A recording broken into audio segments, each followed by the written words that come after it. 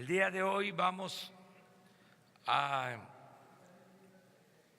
informar sobre el plan para liberar a presos políticos. La secretaria de Gobernación, la licenciada Olga Sánchez, va a informarles sobre este tema, porque así lo acordamos el día de ayer. Vamos a dar respuesta a la inquietud, pregunta, duda o interés que tienen ustedes de saber sobre cómo se está llevando a cabo este programa. Y también un compañero de ustedes hizo un planteamiento sobre desplazados y represión en Chiapas, y Alejandro Encinas va a tratar ese tema. Y luego, pues abrimos la sesión de preguntas y respuestas, como siempre. Entonces le damos la palabra a la licenciada Olga Sánchez Cordero, secretaria de Gobernación. Muchas gracias, presidente. Para informarles de que en la estructura de la Secretaría de Gobernación se creó una unidad especial para el fortalecimiento de los sistemas de justicia en nuestro país. Esta unidad está compuesta básicamente por dos direcciones generales, una de las cuales es una dirección general para el fortalecimiento de los sistemas de justicia en las entidades federativas a través de convenios de colaboración de las procuradurías estatales y de los tribunales superiores de justicia. La otra parte de la unidad, la otra dirección general, consiste ya precisamente en tener una mesa especial para la revisión de los casos en los que muchas de estas personas han sido privadas de su libertad injustamente. Tenemos ya liberados 16 personas. Hasta ahorita, en el mes de diciembre, hemos estado revisando los 368 casos que tenemos en la mesa y hasta ahorita hemos liberado 16 personas.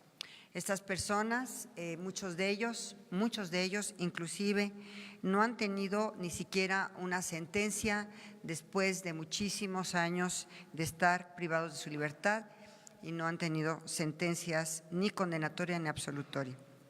Otros tantos y muchos de estos que no han tenido sentencias porque los jueces no tienen manera de condenarlos, porque no tienen los elementos probatorios necesarios y las evidencias para poder condenarlos, y han estado privados de su libertad durante muchísimo tiempo.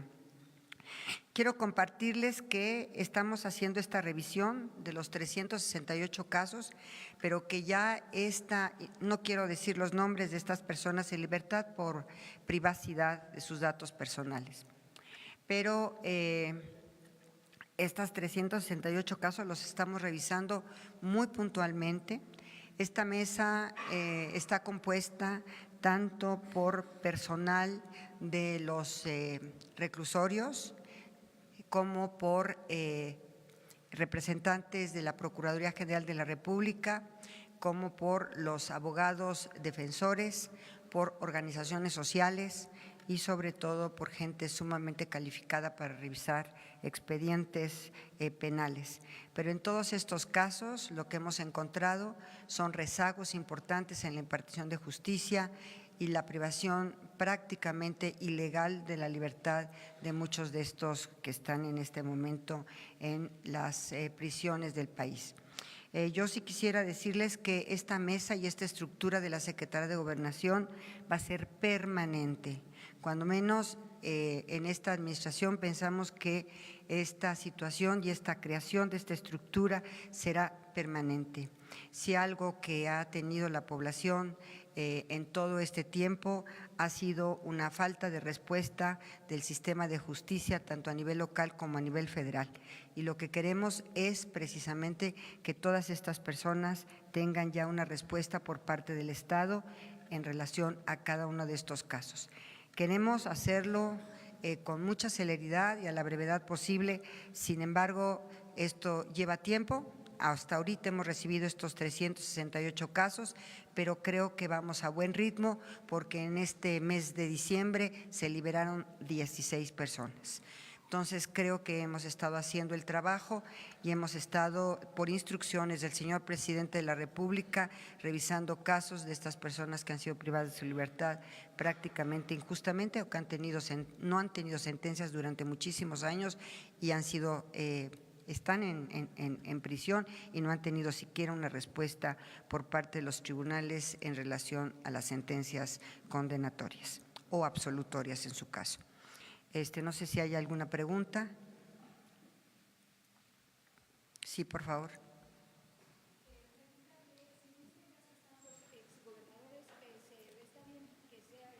El asunto de presunción de inocencia, pero el caso de los gobernadores considero es de interés general.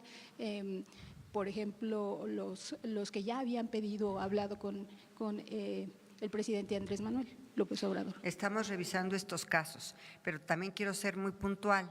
Muchos de estas personas que están en este momento privadas de su libertad tienen procesos locales en sus estados, no son procesos federales. Nosotros lo que estamos revisando en este momento son procesos federales, precisamente porque es la esfera de nuestra competencia. Sin embargo, a través del amparo o de las instancias del Poder Judicial Federal podríamos empezar a revisar los casos de muchas de estas personas que tienen causas penales únicamente de carácter estrictamente local y en las entidades federativas correspondientes.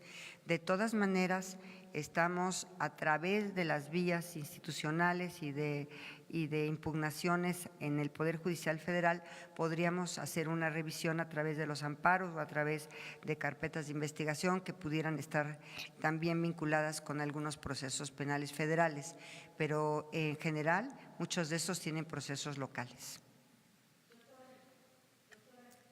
En cuanto al diagnóstico de estas personas que van a ser beneficiadas y casos analizados, Rocío Méndez, Noticias MBS. Buenos días, doctora. Tenemos entendido que prácticamente el 60% son personas que cayeron en esta desventaja y fueron privadas, como usted nos advierte, posiblemente ilegalmente de su libertad por estar en la defensa de la tierra o en este tipo de circunstancias. ¿Podría aclararlos? Porque sí, también tenemos entendido que hay muchos jóvenes que por su protesta política, entiéndase normalistas o estudiantes universitarios, también están en prisión. Denos detalles, por favor. Es correcto, inclusive tenemos ambientalistas que están privados de su libertad por haberse opuesto a las prácticas del fracking. Estrictamente, por ejemplo, en la zona norte de Puebla, se opusieron al fracking y entonces fueron privadas de su libertad por oponerse al fracking, por ejemplo, y son ambientalistas que en este momento también están privadas de su libertad. Hay muchísima gente humilde que no tuvo ni siquiera derecho a un defensor público.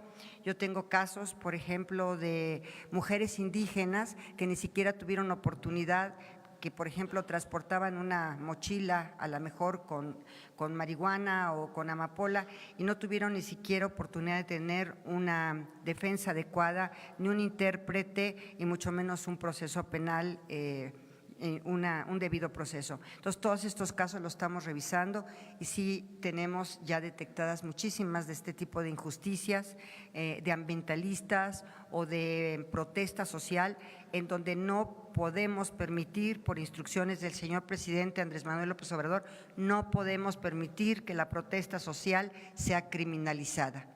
Y en este caso también vamos nosotros a revisar todos estos expedientes que tenemos.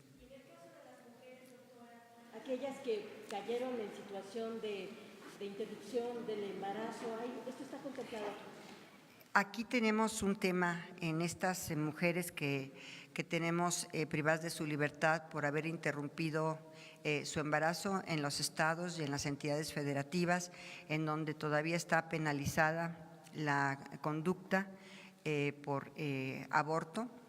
Y en este caso, el problema que tenemos es un problema de competencia federal y de competencia local, porque las entidades federativas, cada una de ellas en sus diversos códigos penales, es el que tipifica estos delitos y son procesadas en instancias locales. Entonces, aquí tenemos el tema de que muchas de ellas pues son procesos en sus diversas entidades federativas.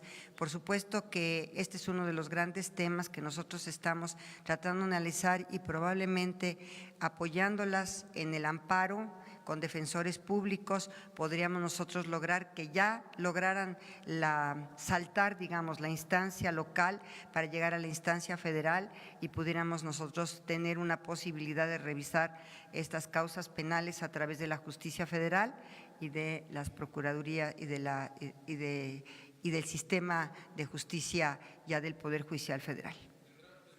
De 368 casos, ¿a cuántos corresponden? ¿A mujeres? ¿A indígenas? Tengo la lista, aquí está, pero de verdad, por razones de privacidad y datos personales de todas estas personas que han solicitado estar dentro de la mesa de análisis, y seguiremos todo el sexenio revisando los casos y vamos a ir revisando caso por caso.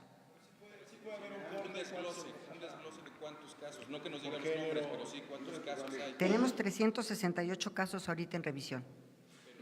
¿Cuántos son? ¿De cuántas mujeres? Pues está aquí la lista, no he contado cuántas son mujeres y cuántos son hombres, pero aquí están. Dice que van avanzando. ¿Perdón? La lista de los… La distinción, con mucho gusto, cuántas mujeres y cuántos hombres, con mucho gusto, nada más es cuestión. También por tipo de delito. Sí, muchos de ellos están privados de su libertad, precisamente por esta oposición al fracking.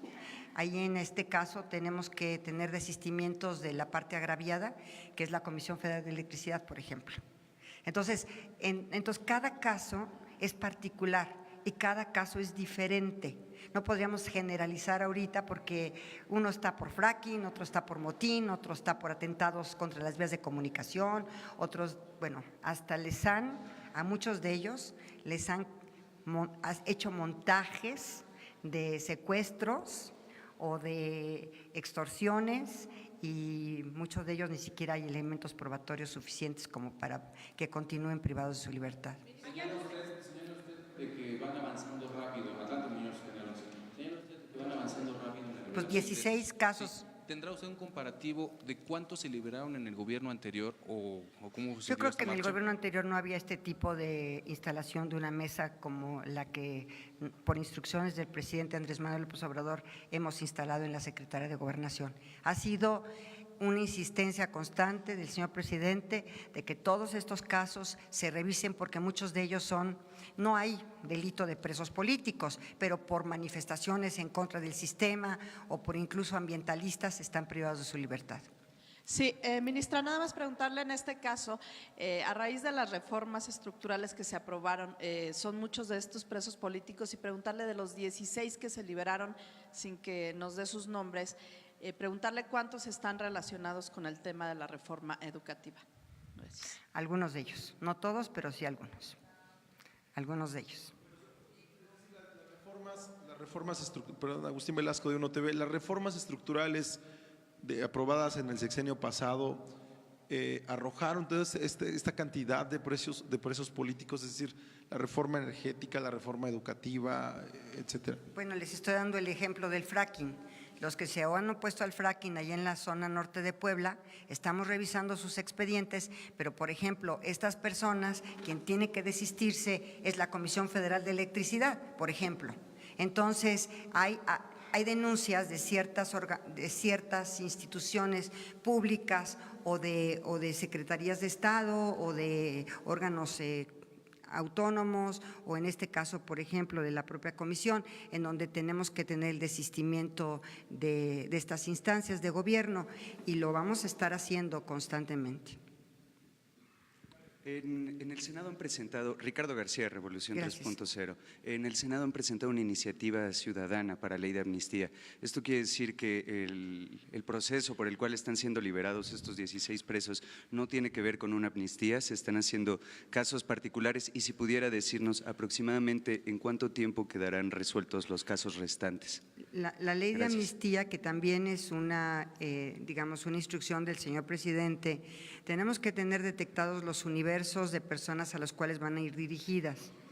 Nos ha instruido de que hagamos un universo de personas, por ejemplo, de jóvenes que tenían por pobreza, estaban en los campos contratados en campos de marihuana o de amapola, jóvenes que tenían de posesión de droga más del gramaje permitido por la ley, y todos estos jóvenes, desde luego que también están privados de su libertad, pues como diría en mi época, hace muchísimos años, prácticamente son jóvenes, así decía mi madre, marihuanos, ¿no?, que tenían más posesión de droga y que ahorita están privados de su libertad. Entonces el presidente de la República nos ha instruido, porque una ley de amnistía pasa por el Congreso, por supuesto por el Congreso Federal, y tiene que tener un universo de personas determinadas. Lo que estamos haciendo es revisar caso por caso en esta mesa de reconciliación y justicia, así la hemos llamado, en la Secretaría de Gobernación, y en este momento no es una ley, sino es la revisión particular de los casos. Pero cuando tengamos el universo de personas a los cuales puede ir dirigida una ley de amnistía, le vamos a presentar al señor presidente de la República nuestra propuesta. Buenos días, Eduardo García de Infocel. Secretaria, en ese sentido, y dada la lenta impartición de justicia que hay en México, ¿no le preocupa que algunos nuevos delitos federales que se está proponiendo por la nueva administración sean graves y que mucha gente pueda ser acusada, sometida a cárcel y padecer de estos largos procesos sin justicia? ¿No debería de haber una reforma al mismo tiempo del sistema de justicia paralela o anterior? El señor presidente, la reforma que presentamos por instrucciones del señor presidente para ampliar el catálogo de delitos graves sin derecho a fianza o a libertad provisional, sino que oficiosamente se les priva su libertad, son únicamente 3. Son hechos de corrupción, por una parte; por otra parte son delitos electorales y desde luego el robo de combustible, por considerar que estos 3 delitos han afectado gravemente a la sociedad. Y por eso es que el señor presidente ha propuesto la ampliación del catálogo de delitos graves para que enfrenten su proceso en prisión y no en libertad. Sí, Ernesto Ledesma, de Rompeviento TV. En lo que toca, secretaria de Gobernación, en lo que toca a los presos políticos locales, que es una gran mayoría en lo que toca a presos políticos de rango federal, ¿están teniendo algún tipo de colaboración por parte de algunos gobernadores? Porque transferirlo a proceso federal mediante el amparo puede alargar muchísimo la condición de los presos. Desde luego que ¿Hay sí. algunos gobernadores que están colaborando? A través de la otra Dirección General de Fortalecimiento al Sistema de Justicia, vamos a hacer convenios con los gobernadores, todavía no. Ese es un tema que está pendiente, pero ya está instalada la Dirección General para el fortalecimiento del sistema de justicia en México. No es revivir el CETEC, como ustedes saben, sino ya es una acción más conjunta y coordinada con los gobernadores para fortalecer tanto el sistema de procuración de justicia como el sistema de impartición. En procuración de justicia tenemos un rezago enorme y tenemos también un problema de que no se investigan adecuadamente los hechos ilícitos que se cometen en las entidades federativas, sobre todo en algunas entidades federativas. Entonces tenemos que, a través de esos convenios de colaboración, apoyar hasta donde, obviamente respetando la soberanía de los estados y su autonomía, hasta donde nos permitan poderlos ir fortaleciendo tanto en materia de procuración como en materia de impartición. Pero la respuesta es que en muchos de estos casos no han tenido una respuesta de este sistema de justicia rápida y eficiente.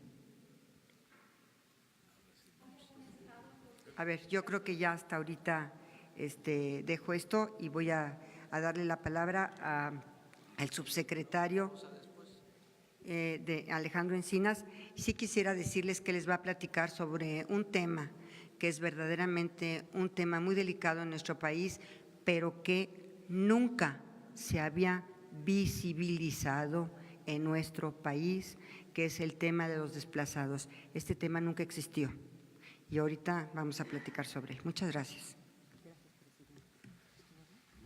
Con su autorización, señor presidente. Bueno, como lo planteó ayer Ernesto de Ledesma de Rompevientos TV, efectivamente el pasado 18 de diciembre hizo el planteamiento aquí en la conferencia de prensa respecto a la muy difícil situación que se está viviendo en los Altos de Chiapas, particularmente en la zona Chenaló y Aldama. Desde ese mismo día, por instrucciones del señor presidente de la República, establecimos contacto directo con el periodista Ernesto Ledesma y ese mismo día, por la tarde, se instaló la mesa de seguimiento a los problemas de desplazamiento forzado que se deriva de la ley que existe en el Estado de Chiapas, una ley de desplazamiento forzado que obliga al gobierno del Estado a establecer una mesa para la atención de este tipo de problemas. Toda vez se trata de un asunto estrictamente local. Desde días anteriores, pero particularmente a partir de esta denuncia, hemos mantenido una relación estrecha con el Gobierno del Estado. El propio 19 de diciembre me reuní con el secretario de Gobierno del Estado, donde establecimos un mecanismo de seguimiento y atención a este problema.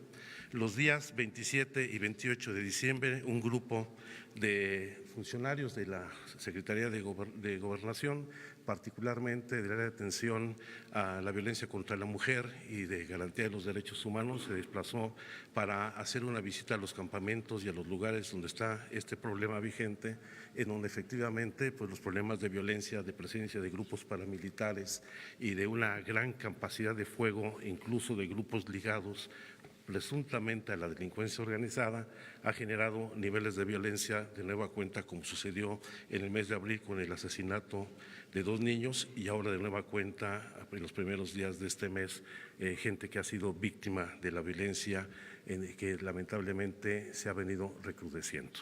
Estamos atendiendo esta situación en el ánimo no solamente de considerar las partes en donde hay un litigio por un conflicto agrario que se agudizó en el momento en que el Tribunal Superior Agrario otorgó una compensación de cerca de 15 millones de pesos que alentó lamentablemente la confrontación en esta disputa por un predio de alrededor de 60 hectáreas, pero habrá que hacer una acción institucional en apoyo al gobierno del Estado de Chiapas, donde se involucrará el conjunto de las dependencias del gobierno federal. La instrucción que nos ha dado el señor presidente de la República es que las dependencias vinculadas en el Gabinete de Seguridad y Gobierno de la Administración Pública Federal atienda esta situación con la responsabilidad y cautela que esto amerita para evitar una mayor confrontación y violencia entre las propias comunidades, y estaremos informando de cómo van evolucionando estos hechos. Por supuesto, estamos dando prioridad a atender los asuntos de carácter humanitario, a las viudas, a los niños que están en la situación de indefensión. Por supuesto, se atenderá las recomendaciones de la Comisión Interamericana de Derechos Humanos, que otorgó ya las medidas cautelares, al igual que la Comisión Nacional de Derechos Humanos, y en su oportunidad, pues ustedes irán conociendo de la intervención de las distintas dependencias del Gobierno federal. Es cuanto. No hay pregunta, a ver. El número de desplazados, ¿cuántos son mujeres? ¿Cuántos? Los están desplazados prácticamente en la zona. Hay que recordar que es una zona donde hay un conflicto social muy intenso. Por supuesto, tenemos antecedentes lamentables como el caso de Acteal. Hay influencia en esta zona con los caracoles zapatistas. Esto tiene que irse manejando con mucha cautela y detenimiento. Creemos que son alrededor de 600 las personas que están afectadas por esta situación en esta región del Estado, lo cual no es el único problema que tenemos en la entidad, como lo tenemos también en otras entidades de la República, pero esto va a tener una atención especial, dada pues, lo delicado que es el asunto en las convivencias de entre las comunidades. Por favor. Sí, con respecto de las pérdidas de las cosechas de Café y otros, de prácticamente todo el municipio de Aldama, de los 12 poblados que componen esa comunidad. ¿Va a haber alguna indemnización para todas estas familias por parte del gobierno federal, por parte del gobierno estatal, en lo que toca al involucramiento de la policía estatal, del gobierno de Rutilio Escandón, que tiene una base de operaciones mixtas en Santa Marta, que es de donde provienen los disparos?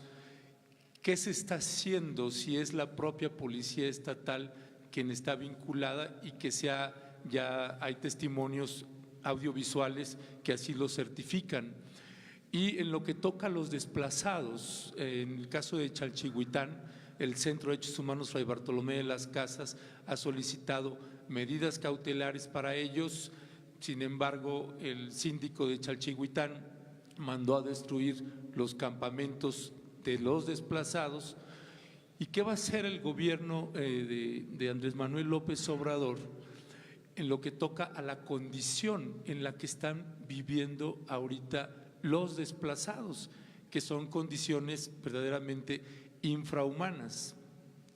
En el primer caso, por supuesto que habrá la reparación de indemnizaciones por la pérdida de las cosechas. Esto será en coordinación en el gobierno federal y el gobierno del estado. Sobre el caso de la Policía Estatal establecida en la comunidad de Santa Marta, efectivamente se está haciendo la investigación para deslindar las responsabilidades y en su oportunidad será a través de la coordinación de seguridad pública de esta región en el estado, como será la intervención por parte de las fuerzas de seguridad del gobierno federal. En tercer lugar, por supuesto que habrá que seguir el diálogo con el regidor de Chalchihuitán, que indudablemente es uno de los puntos de mayor tensión que tenemos en la región. Es ahí donde está radicado el problema por esta disputa del fondo de 15 millones de pesos que otorgó el Tribunal Superior Agrario. Y en el último caso, la instrucción del presidente de la República es dar toda la asistencia y apoyo humanitario para mitigar las situaciones de precariedad en las que se encuentran las víctimas. Hoy viene el secretario de Gobierno, vamos a hacer el seguimiento con él y esperamos que hoy concretemos muchas de estas medidas. Muy bien, pues se cumplió con este propósito de informarles. El objetivo principal es que no haya presos políticos, que ningún ciudadano sea víctima de represalias por su manera de pensar, por su postura política, que no se utilice ninguna institución del Estado para afectar a los ciudadanos de manera injusta, que no se fabriquen delitos a opositores, adversarios, como sucedía. No estoy inventando nada. Queremos que la cuarta transformación signifique también justicia, que no se acuse a opositores, a dirigentes sociales, ambientalistas, hasta de lavado de dinero, y se les envía a las cárceles. Eso se terminó, nunca más una represalia. Y estamos reparando los daños, si podemos usar ese término, reparación de daño, que los inocentes puedan salir de las cárceles, que quienes no tuvieron posibilidades de contar con defensa de abogados, porque las oficialías públicas no hicieron su labor, o quienes están sin sentencia desde hace años, que se revisen todos estos casos,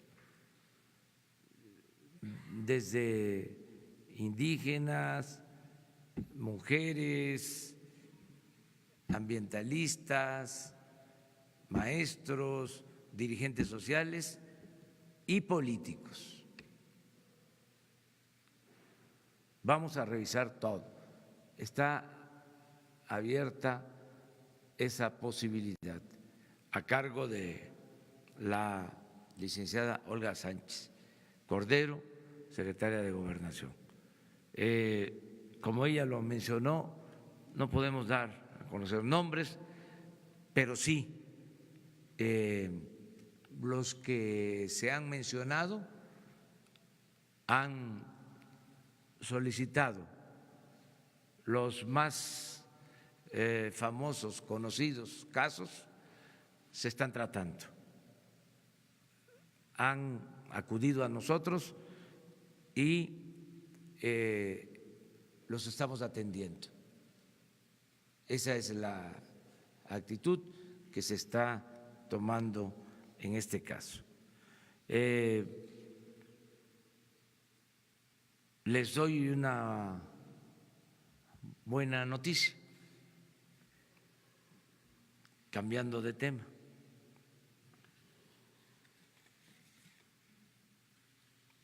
Vamos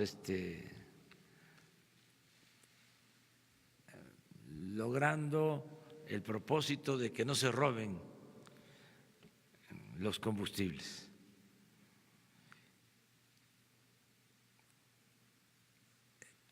Antes del plan de robo de gasolinas, en promedio eran 787 pipas diarias. 787 pipas diarias. Con el plan se ha bajado a 177 pipas diarias, es decir, 610 pipas menos diariamente. 610 pipas menos diariamente. En total se han robado, desde que iniciamos el plan, se han robado 8.540 pipas menos. Si se colocaran las pipas una tras otra, son como 80 kilómetros de pipas, las que ya no se han robado. En dinero ha significado un ahorro de 2.500 millones de pesos. 2.500 millones de pesos.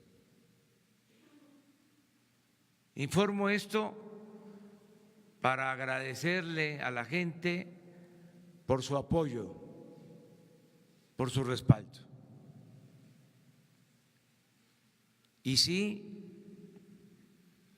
han habido molestias en algunos lugares, no ha sido generalizado, pero no ha sido en vano. Si los ciudadanos nos siguen apoyando, nos siguen respaldando, vamos a acabar con la corrupción, que ese es el propósito. Cero corrupción, cero impunidad. Ahí están los resultados.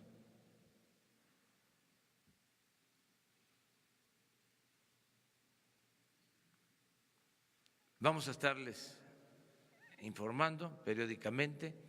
Todavía no es para cantar victoria, para echar las campanas al vuelo, porque es desenraizar, arrancar de raíz un sistema corrupto desarrollado al amparo del poder público. Una vergüenza. Y hay otros casos, pero nos vamos por parte. Vamos a ir poco a poco. Vamos hasta atrás, ¿no? O sea, hasta atrás. Vamos a empezar por la derecha, pero aunque no es ninguna alusión. Buenos días, señor presidente. Preguntarle, ayer hablaba sobre el resguardo que va a tener ahora las pipas con elementos militares. ¿Hay una fecha para que esto ya nos esté dando, para que estas pipas puedan circular sin que se tenga esta seguridad? Y en otro tema, usted ha hablado particularmente de los órganos autónomos y ha criticado estos altos sueldos que han tenido. En el INEE ya vemos una reestructuración en los próximos meses, en las próximas semanas, que ya va a cambiar. En el caso del INAI, ¿también habrá una propuesta de su gobierno para reestructurarlo, por ejemplo, para quedarse con menos comisionados, para que haya otro instituto de transparencia, ya que usted ha criticado fuertemente ese instituto? Gracias. Bueno, el plan continúa, nos están ayudando servidores públicos de 10 secretarías y de manera muy destacada nos está ayudando la Marina y el Ejército. Ayer, por ejemplo, en Salamanca, en la refinería, se encontró una instalación clandestina de los tanques de gasolina hacia un depósito fuera de la refinería, con una manguera de 3 kilómetros. Esto fue ya descubierto por el Ejército y así nos están ayudando todos los días. Y en el caso de la transportación, lo mismo, se está buscando, yo se los comentaba ayer, que podamos transportar combustible también con pipas. Se hace con pipas, pero utilizarlas más y estar viendo qué es lo más conveniente, o sea, graduando, sin afectar el abasto. Entonces estamos en eso constantemente.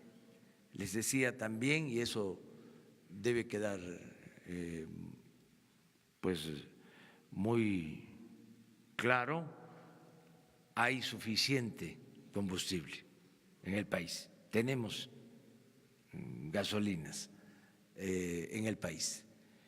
No es un problema de abasto nacional, es un sistema, es una situación especial de distribución que estamos normando para evitar el robo. También sobre los precios de las gasolinas, decirles que no está variando el precio, que al contrario, en algunos casos está bajando el precio de los combustibles, poco. Esto se debe básicamente a que está bajando el precio de la gasolina en el mercado internacional. básicamente. Entonces, cuando decidimos sobre este plan, lo hicimos también pensando en que hay ahora una circunstancia favorable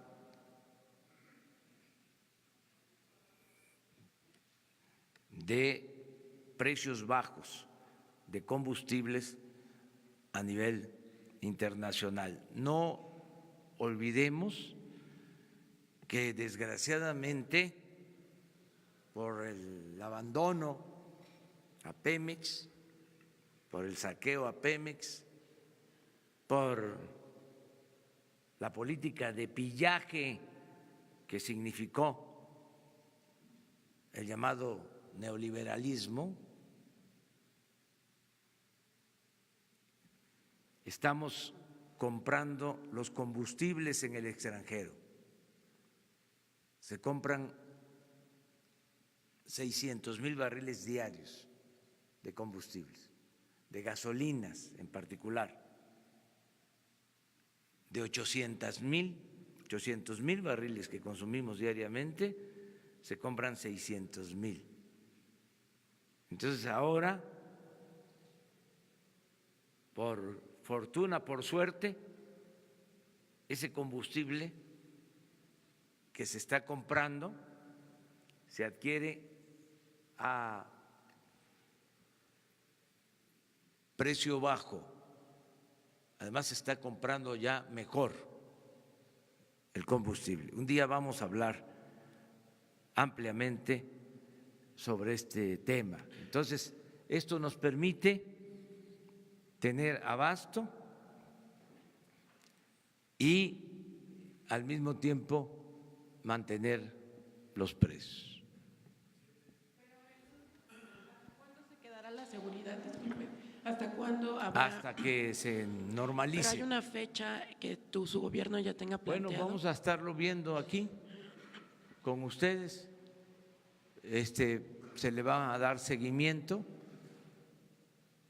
Una regla de oro de la democracia es la transparencia. Aquí todos los días vamos a tratar los temas. Y sobre el INAI, señor, ¿habrá una propuesta? Sí, no queremos nosotros intervenir en organismos autónomos. No está en el plan nuestro el que se reestructuren, se achiquen o desaparezcan organismos o instituciones autónomas.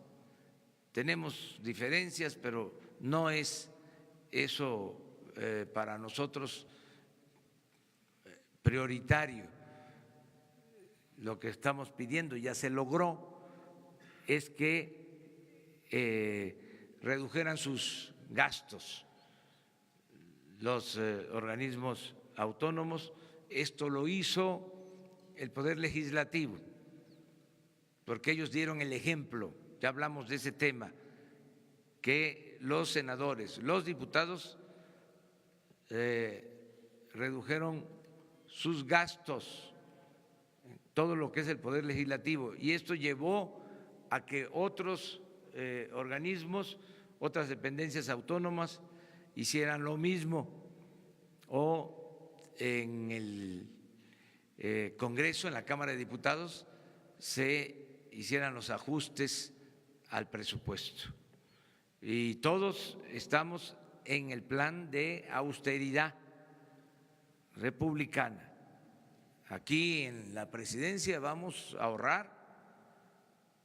Yo les informo que el año pasado se autorizó un presupuesto que no fue el devengado, porque eso todavía está por verse, pero el autorizado fue de 1.800 millones, para este año ya son 1.500, y yo espero que ahorremos una cantidad considerable. Y no tengo la menor duda, porque ya no hay pues todo el aparato que había.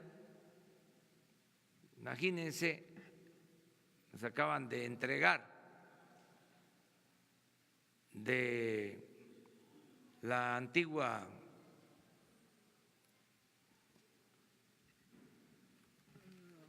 institución del Estado Mayor Presidencial 280 vehículos.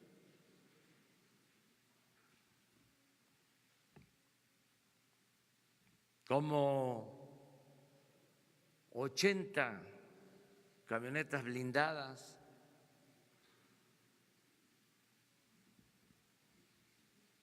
me decían que la mayoría de color negro, que era pues todo el aparato, toda la comitiva.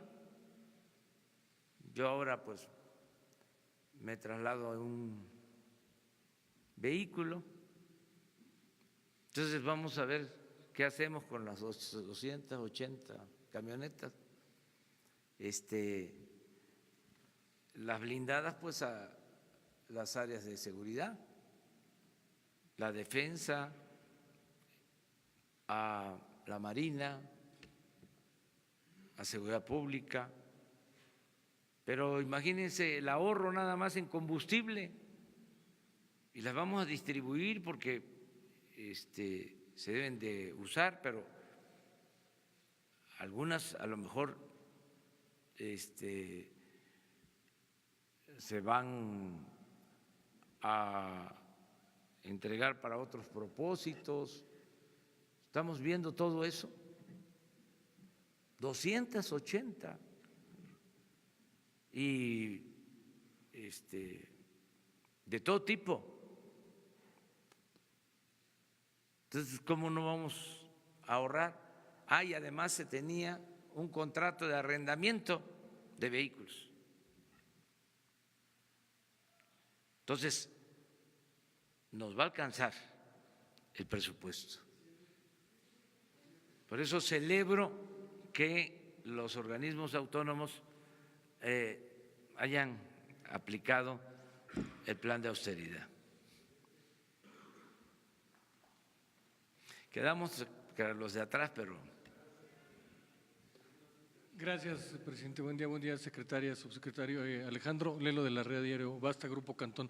Presidente, vemos que coincide la baja en el robo de combustible con el cierre de los ductos. O sea, es como un poco, en la casa tengo una fuga y cierro la llave de paso, pero bueno, ya no tengo agua, tengo que acarrearla para utilizarla. ¿En qué momento van a abrir esa llave y qué están haciendo para que cuando la abran no se repita este robo de combustible y se vuelva a disparar?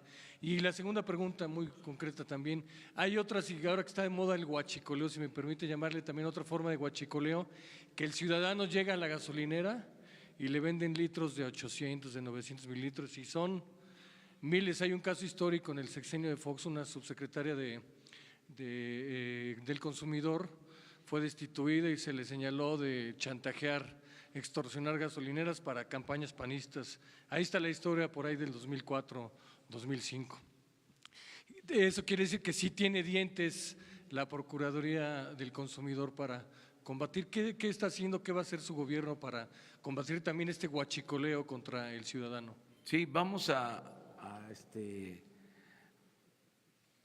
estar actuando. Es un equipo multidisciplinario, intersecretarial, el que atiende esto. No solo es Pemex, está la Secretaría de Economía, está participando la Secretaría de Gobernación y otras secretarías. Y también nos está ayudando la Procuraduría, la Fiscalía General, y nos están ayudando también de Hacienda, de Inteligencia Financiera. O sea, es un equipo de trabajo y vamos a ir avanzando, resolviendo los problemas. aguantando, resistiendo. Entonces, estamos en eso y lo ideal es que en las gasolinerías se den litros de a litro, pero que no sean nada más las mantas que cuelgan en las gasolinerías como publicidad, sino que en realidad no defrauden al consumidor, que no se afecte al consumidor. Todo eso lo vamos a estar cuidando y no solo con medidas coercitivas. Yo soy más dado, más inclinado a persuadir, a convencer. Y yo creo que lo vamos a lograr porque estamos viviendo una etapa nueva. Todo esto se daba porque el gobierno daba el mal ejemplo. Si robaban arriba, pues cómo no iban a robar abajo. Y dijimos muchas veces, vamos a limpiar el gobierno de corrupción de arriba para abajo, como se limpian las escaleras, y es lo que estamos haciendo. Entonces, yo espero que tengamos muy buenos resultados. Aquí en la Ciudad de México, por ejemplo, hay una gasolinería, se le puede decir también gasolinera, las dos cosas están permitidas.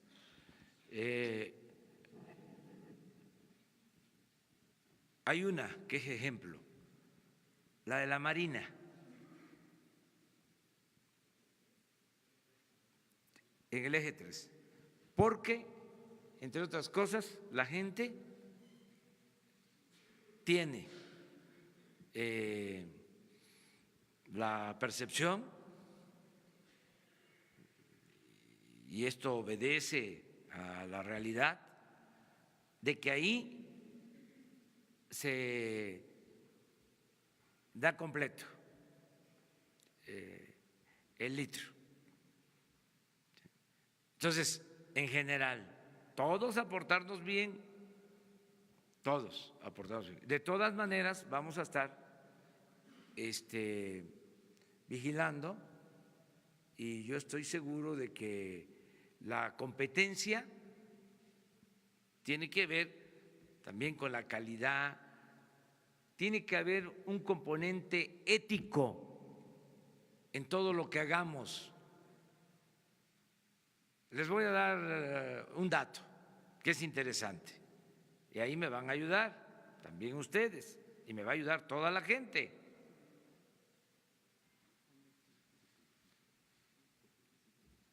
Hablaba yo de que está bajando el precio de las gasolinas a nivel internacional. Todavía Pemex abastece a las gasolinerías en un 95% aproximadamente. Es decir, Pemex está comprando la gasolina y la entrega a los concesionarios. Y se está vendiendo la gasolina a menor precio.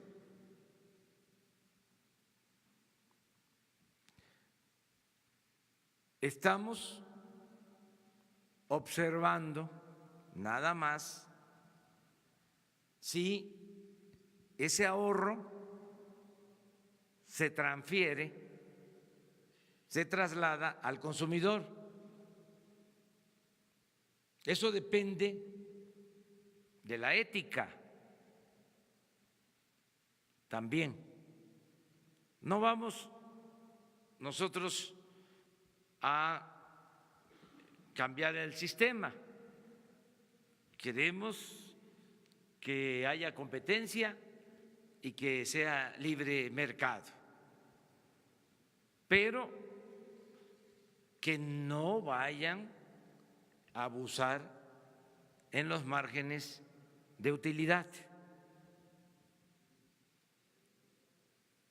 Sí se entiende, ¿verdad?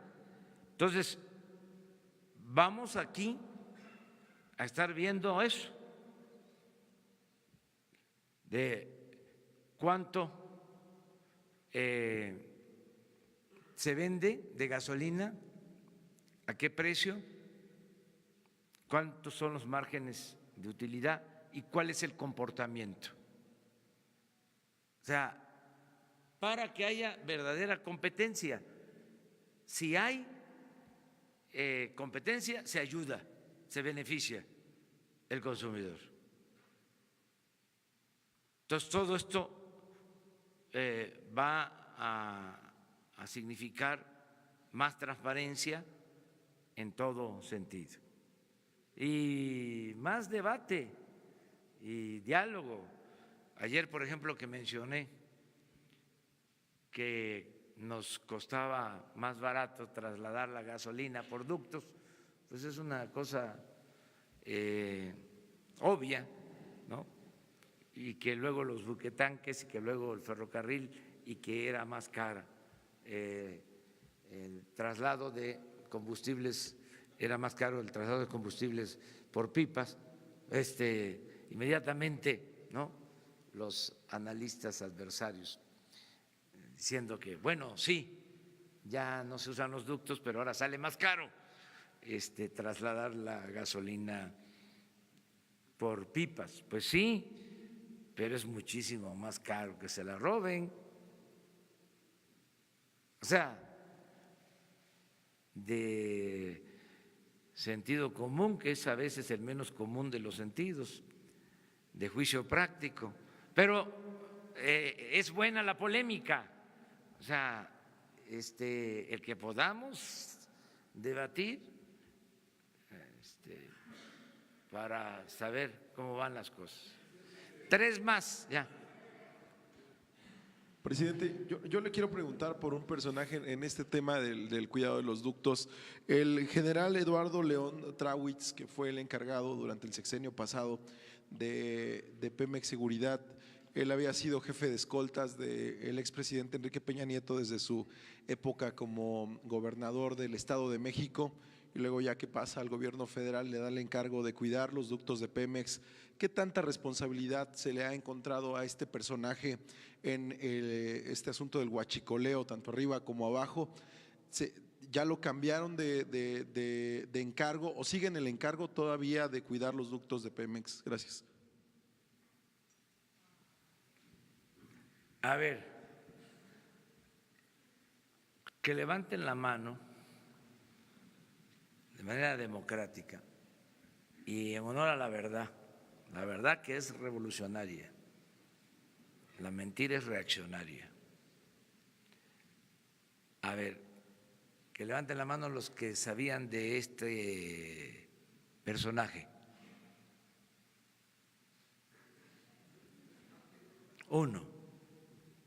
Pues sí existe el general, pero no se sabía nada. ¿Sí? Ahora se sabe porque se le menciona en asuntos que tienen que ver con la seguridad de Pemex. Él estaba a cargo de la seguridad de Pemex.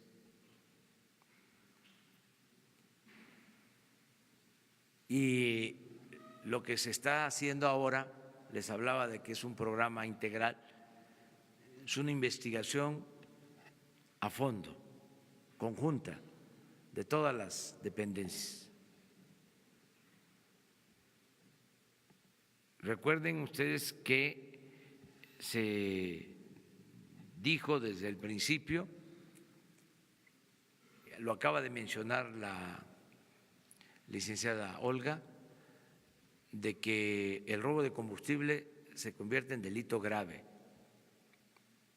La corrupción y el fraude electoral.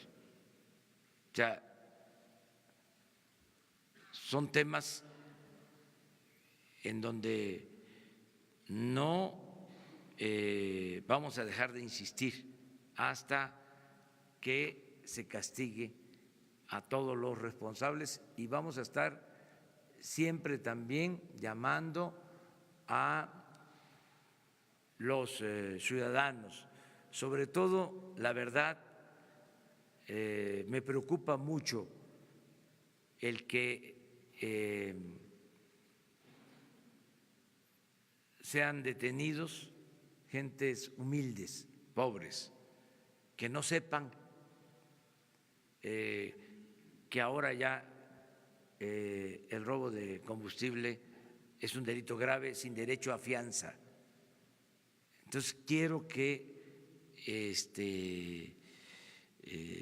se informen, que todas las familias apoyen, ayuden.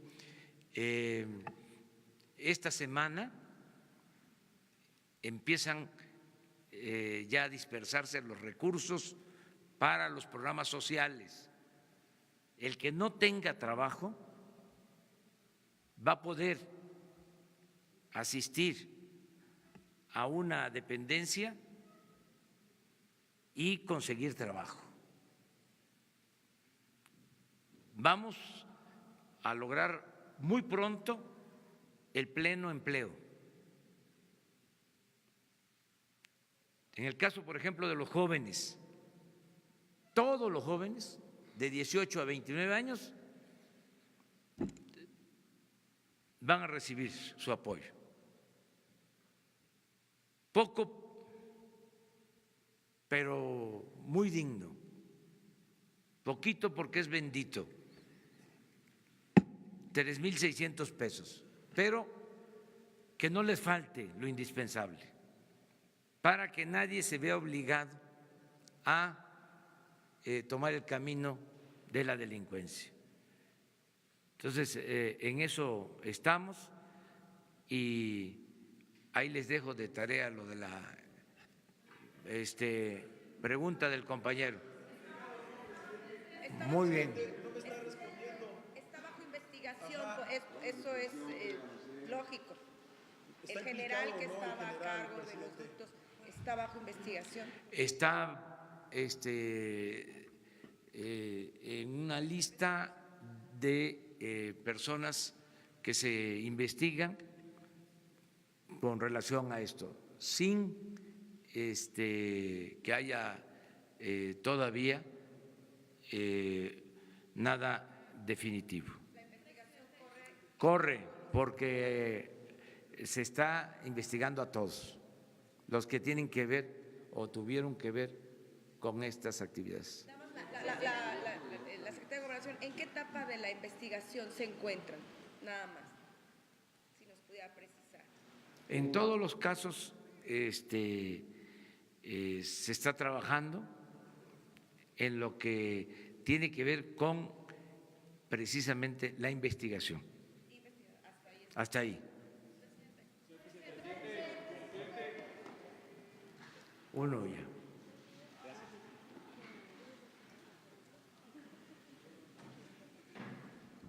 Buenos días, señor presidente. Jorge Franco, de 724. A través de las redes sociales recogemos constantemente la inquietud de la gente, quien quiere saber avances en la estrategia en materia de seguridad pública, la inseguridad que ellos viven a diario. Esto nos lo piden constantemente. Sabemos que el secretario Durazo ha señalado la fecha de 3 años para recuperar la paz y la tranquilidad. Sin embargo, bueno, ¿cuándo se rendirá este informe? Si nos pudiera dar algunas cifras un poco más detalladas, será hasta los 100 días que den algún informe ya al respecto, pero mientras tanto, ¿qué avance le puede comentar a la gente, por favor? Pues ya se acordó que todos los días tengan ustedes información sobre lo que sucede en homicidios, en robo de vehículos y en el robo de combustibles. Eso está transparente, la información que nosotros recibimos por la mañana ya se puede revisar y vamos a dar un reporte cuando tengamos la cifra oficial que se da alrededor del día 20 de cada mes. A partir de ahí damos un informe sobre homicidios. Sí, en general, o sea, homicidios, y se va a presentar toda la información. Nosotros seguimos básicamente, sí,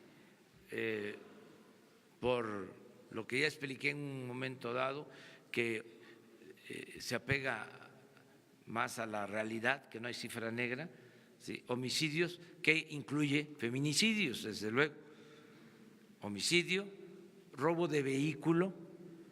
¿Por qué el robo de vehículo? Porque siempre se denuncia el robo, o porque hay un porcentaje considerable de vehículos asegurados, entonces siempre hay denuncia, y el robo de combustible. Muchas gracias.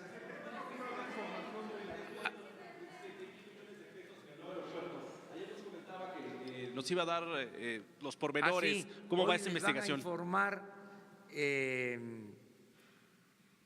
de la Procuraduría, les pedimos toda la información. Les adelanto que no presentó la Policía Federal Preventiva ninguna denuncia. O sea, lo queremos manejar con mucho cuidado el caso, porque no tiene fundamento, pero no queremos exhibir a nadie, porque incluso no vemos que haya mala fe en el periódico. Pensamos que fueron sorprendidos. Entonces, se va a informar, se va a hablar con el director del periódico para darle toda la información, pero no hay elementos de prueba sobre la denuncia. Para empezar, la Policía Federal Preventiva no presentó, ya lo revisaron los responsables, ninguna denuncia por corrupción en la construcción del aeropuerto. Los homicidios, presidente. Sobre el esquema en los sindicatos que se utilizaron sindicatos para cargar dinero, para cargar materiales. Entonces quiero preguntarle qué se necesita para que ustedes activen una investigación, porque si bien es cierto que la Policía Federal en este caso no tenía las facultades para investigarlo, hay elementos públicos que nos hablan de un esquema de corrupción con nombres claves, con mecanismos. Entonces, ¿qué se necesitaría para que ustedes investiguen este caso? No, pues cuando uno sabe de un delito, uno está obligado a denunciarlo y la autoridad tiene que proceder, pero en este caso no fue así. En este caso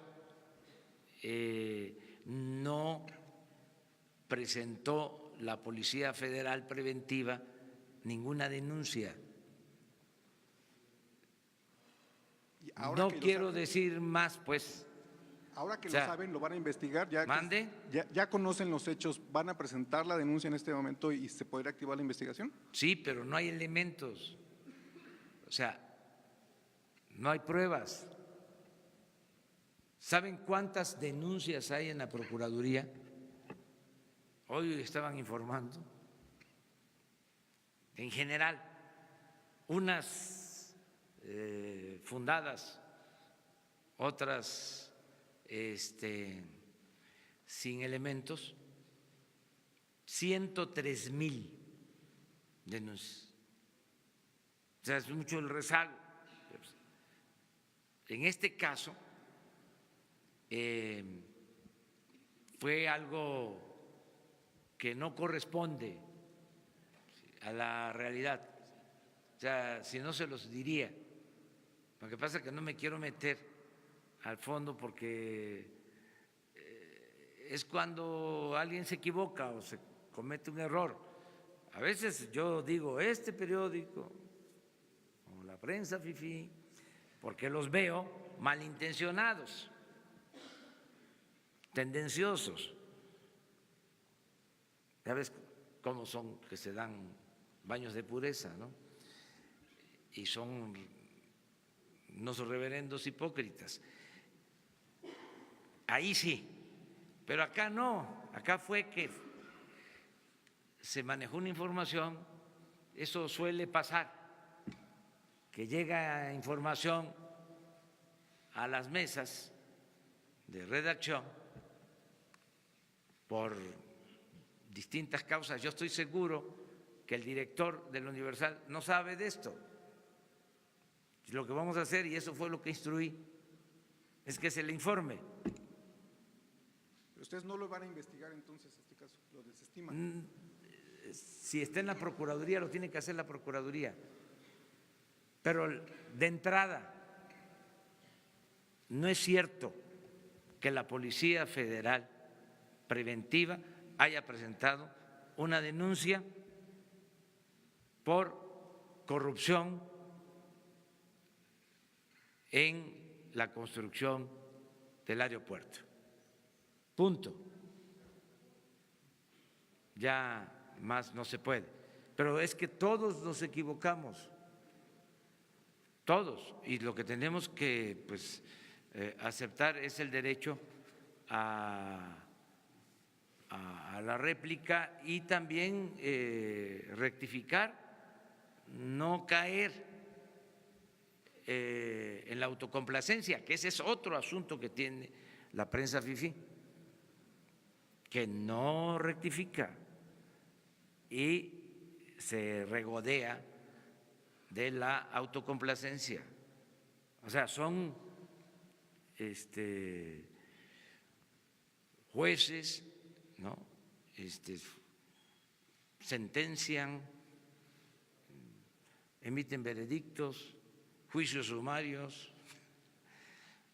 y no son capaces de rectificar. Imagínense lo que hicieron últimamente, que en los días que llevábamos, en un mes, había crecido, se había incrementado el crimen en 60%.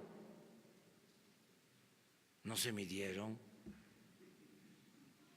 y no fueron capaces de decir, pues no es así. No, el 60% es muchísimo. De 2.200 homicidios en un mes a 3.500, que es el 60%, si hago bien las cuentas. No, pues estaría yo preocupadísimo, pues no estaría yo tranquilo. Pero no fueron capaces de decir, sí, bueno, aquí estamos, aquí va, así vamos. Entonces, pero esto no es 60%. Pero ya nos desviamos del tema. O sea, nos vemos mañana. Muchas gracias.